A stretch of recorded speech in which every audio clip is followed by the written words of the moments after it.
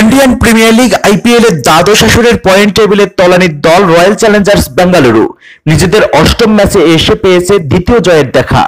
শুক্রবার আসরের ৩৫তম ম্যাচে প্রতিপক্ষ কলকাতা নাইট রাইডার্সকে ১০ রানের ব্যবধানে পরাজিত করে বিরাট কোহলির নেতৃত্বাধীন এই দলটি।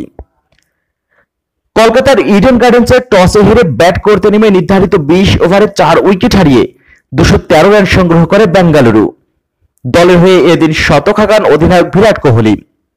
৯টি ৪ এবং ৪টি ছক্কার সাহায্যে মাত্র ৫৮ বলে ১০০ রান করার পরে সাজঘরে ফেরেন তিনি।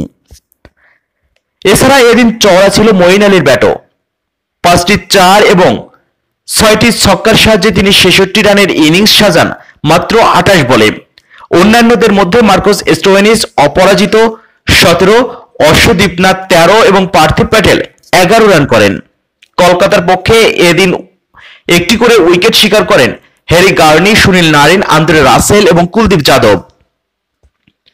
জয়ের লক্ষ্যে খেলতে নেমে শুরু থেকেই নিয়মিত বিরতিতে উইকেট হারাতে থাকে স্বাগতিক কলকাতা। রবিন উত্থাপা, শুভমান গিলদের ধীর ব্যাটিং দলের জয়ের পথকে আরো এলোমেলো করে দেয়। মিডল অর্ডারে দলের হয়ে হাল ধরে নীতিশ রানা আর আন্দ্রে রাসেল। তবে আগের লেগের মতো এদিন দলকে জেতাতে পারেননি রাসেল। এছাড়াও ছিলেন মারকুটে ভঙ্গিতে।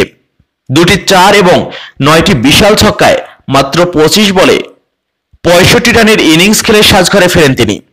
এছাড়া ৯টি ৪ এবং ৫টি ছক্কায় মাত্র ৪৬ বলে ৮৫ রান করা নীতিশ রানা অপরাজিত থেকেও বরণ করে নেন ১০ রানের পরাজয়। নির্ধারিত ২০ ওভার শেষে ৫ উইকেট হারানো কলকাতার সংগ্রহ দাঁড়ায় ২০৩ রান। বেঙ্গালুরুর পক্ষে এদিন ডেল স্টেইন ২টি এবং নবদীপ সাইনি এবং মার্কস স্টোয়েনিস একটি করে উইকেট শিকার করেন।